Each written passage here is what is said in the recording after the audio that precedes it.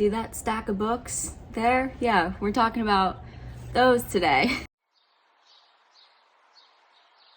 Hello everyone, welcome back to my channel. It's Olivia. So clearly I'm in a much better mood than I have been in the past few weeks, and that's because I got into grad school. I'm very proud of myself for that, and I'm so excited. I get to move back to Southern California. I'm not telling you guys on here which school I'm going to for safety reasons, because I recently had to block a couple of people just for being creepy, so thank you, you ruined it for everyone. Anyway, the window's open, so if you hear cars going by, I don't want to close it. It's like 70 degrees, the sun is shining, the birds are chirping, leaves are starting to bloom. We're gonna enjoy some springtime weather, okay? And with that, this is jet fuel that I'm drinking. It's Coke and coffee combined. Before I keep rambling, let's talk about all the books I read in February and March. So in February, I had a real slump. I thought I was gonna read all these books, and then the anxiety hit about me getting into grad school, and I was like, what am I gonna do with my life? Oh God, what if I don't get in? I'm probably not gonna get in, and this spiral. And I was like, I don't wanna read anything. I don't wanna do anything. I just wanna sit and stare at the ceiling, which is pretty much what I did, or I was completely distracted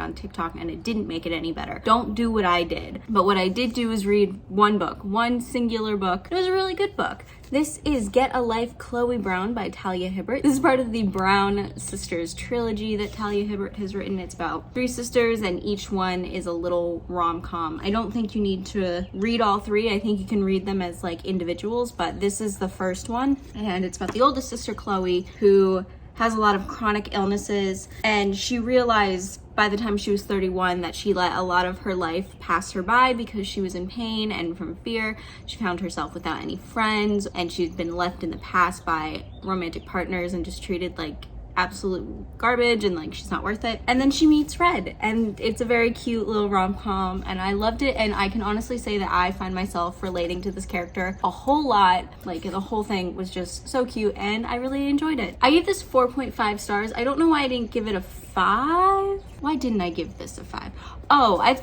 There were parts where I was like, I can see this couple breaking up in the future. That's why I didn't give it 5 stars, because when I give a rom-com 5 stars, that means that it's like endgame. Let's Get a Life, Chloe Brown. Then in the middle of February, like beginning of March, I started the audiobook for A Constellation of Roses. This is a young adult book. I thought it was going to be fantasy.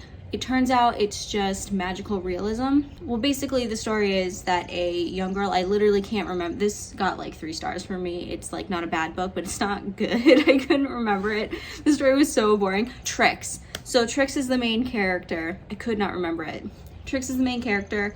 She's living in a motel. Her mother has abandoned her. She gets brought to her aunt's house by Child Protective Services, and all of the women in that family have some sort of power. Basically, the aunt can cook emotions into pies. Trix is really good at stealing things. Her cousin, if she touches you, she figures out your deepest, darkest secret. It's all of those powers are so wildly inconsequential. It's about a girl finding her family after coming from like a troubled home and being able to improve her life. So it's not like a bad story, it's just very middle of the road. It was very inconsequential for me, like not poorly written. It was just, it's about a teenager, and I'm a little too old for it. I thought it was gonna be fantasy.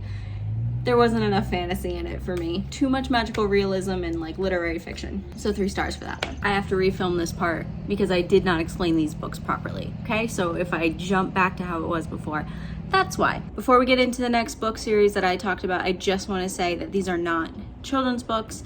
These feature a lot of graphic content, a lot of graphic and very detailed sexual content, as well as a little bit, if you can even put a level to it, sexual assault. So please proceed with caution if you choose to pick up these books. For the majority of March, I read the entire From Blood and Ash series by Jennifer L. Armentrout. I really did read 5 books that are 500 pages each, at the very least, in 2.5 weeks. Don't do what I did. Anyway, so how do I describe the story? So this is a fantasy romance that involves gods, vampires, sort of.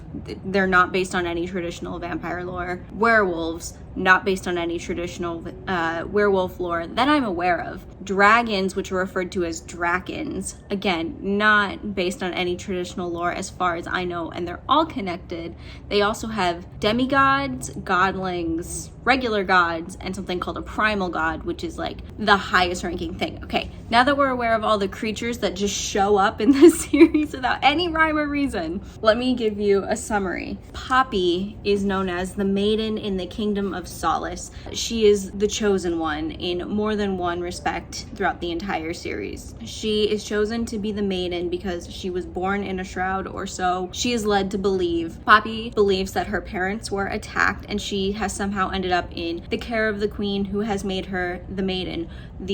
She is the symbol of hope for the kingdom of solace, that it will continue to strengthen with her once she ascends, which also has to do with the vampires and the gods and all of that. So then you have Hawk. Hawk, it becomes one of Poppy's personal guards, and they develop a relationship. And Hawk may not be all that he appears to be when Poppy first meets him. That is the basis that you need to know to head into the series. That's as much as I can say without giving too much away. I think I gave you just enough that's not quite spoilery. It is such a weird story. It is such a weird story. And the writing, the only way I can describe it is bad. Like, subjectively, it is truly to its core bad world building, bad writing. It is clunky. There are awkward sentences, grammar and spelling mistakes throughout the entire thing. Olivia, why did you continue reading it if you truly think the writing's bad? Because there is so much potential to have a fantastic story within these books that I let it go. I really just let it go, and now it's just part of its charm. It's so bad it's good. That's the way I can describe it. So this book series got so hyped up on Book Talk. I am so glad that I found a middle of the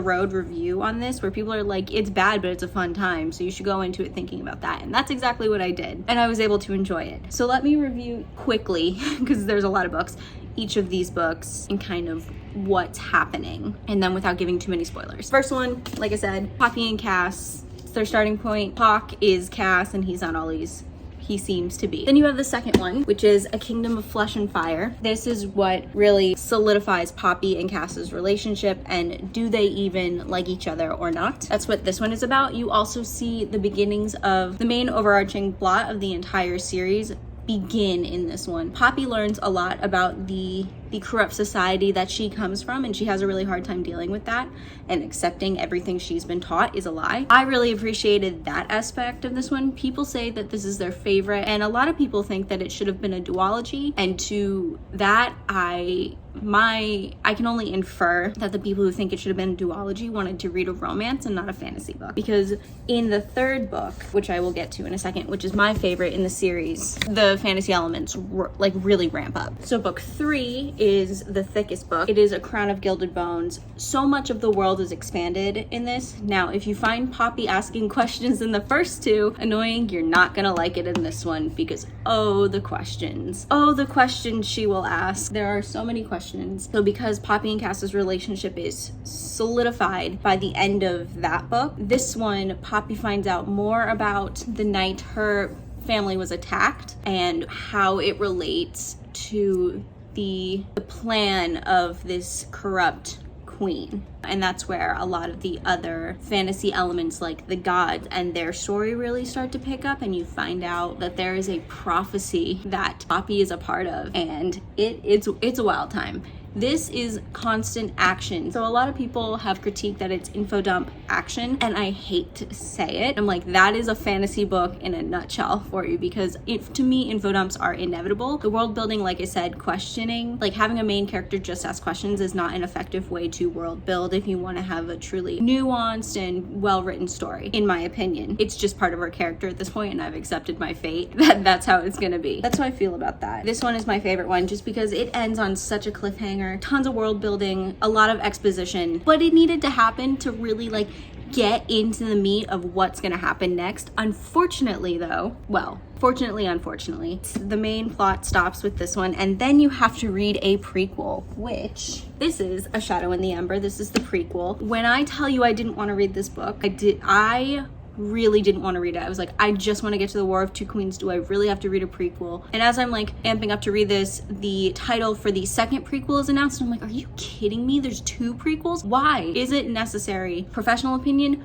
No, prequels should never ever be required to be read within the main plot. However, you have to read this one in order for anything in the War of Two Queens to make sense. And with that being said, this romance that's in here about the god of death and his consort, best romance, because it ends on not only a romantic cliffhanger but a plot cliffhanger. And while we for the most part know what these two did in terms of the overarching plot, we don't really know. We know how it ended up.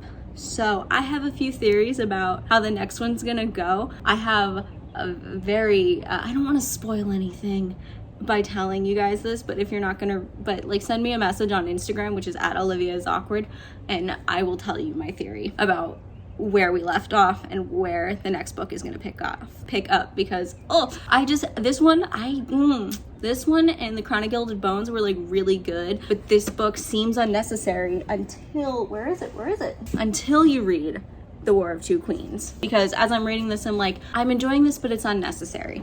And then I got into the meat of this one. This is upside down.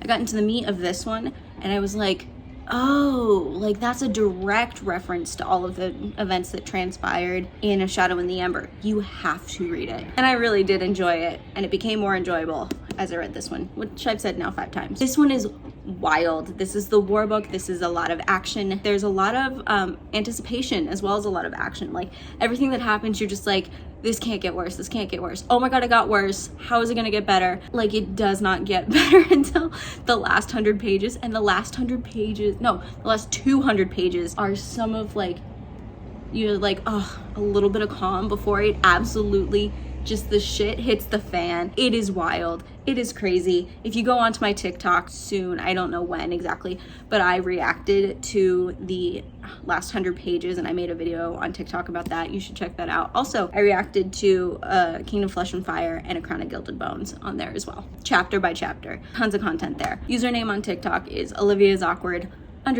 I have a lot of fun on there recently. And there's tons of book people there as well. I really enjoyed this. And that took up most of my March. I literally just finished The War of Two Queens yesterday afternoon, and it was a wild ride. And I promise I'll stop talking about it until... Is it called A Light in the Flame? The second prequel? That's a dumb name because flame is light. It's moments like that that make me go, why is the writing so bad? Like, see, the author literally uses phrases, pieced out, nifty, in a fantasy book. And then...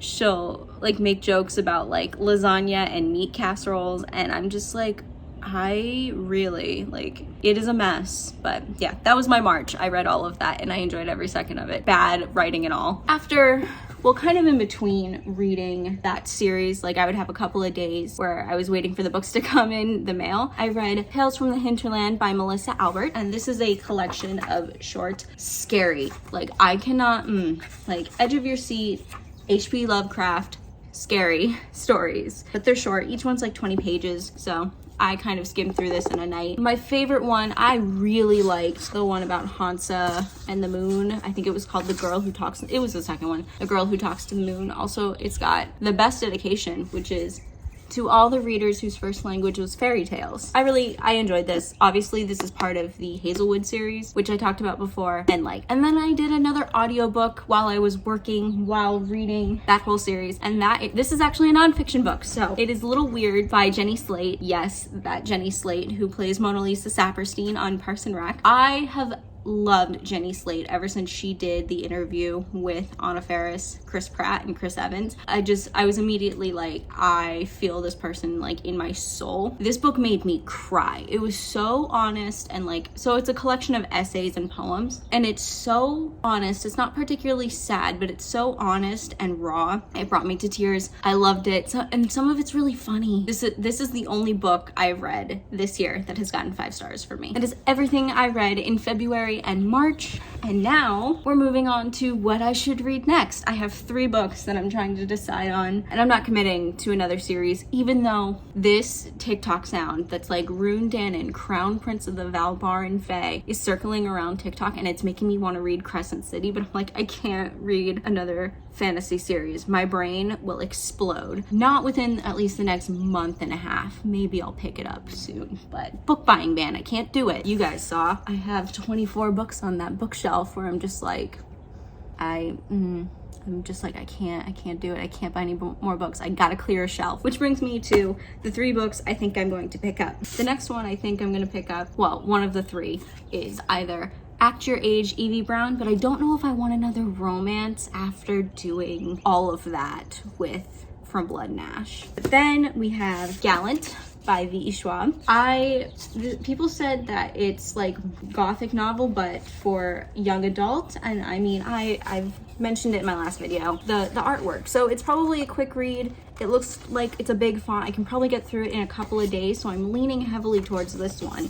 And then there's the Atlas 6, which the second one was just announced, or the cover was just released, and oh my god, it looks the cover art is beautiful. I don't know if I'm gonna do this one because fantasy. Hi Molly. But yeah, I don't know about this one and fantasy, but I'm kind of, it's really these 2 that I'm stuck between. So let me know in the comments what you guys think I should read next. Let me know what you are currently reading, and if you've checked out Crescent City, should I read it? Because I read ACOTAR and I loved it, but I didn't like Throne of Glass, and I hear that they're all connected. I read the first 2 in Throne of Glass and I said, I can't stand this series. So thank you all so much for watching. Please subscribe if you would like, and I will see you guys next week. I know I said I would do a video about like outfits based on book characters, but I looked in my closet and I was like, I don't have the clothes for that, and I can't, because I'm moving to Southern California, I cannot spend a single cent on new clothes unless it is of the utmost necessity. So unfortunately, that video is gonna have to take a backseat for a little bit. But thank you guys so much for watching. I will see you next time, and also leave video suggestions. Goodbye.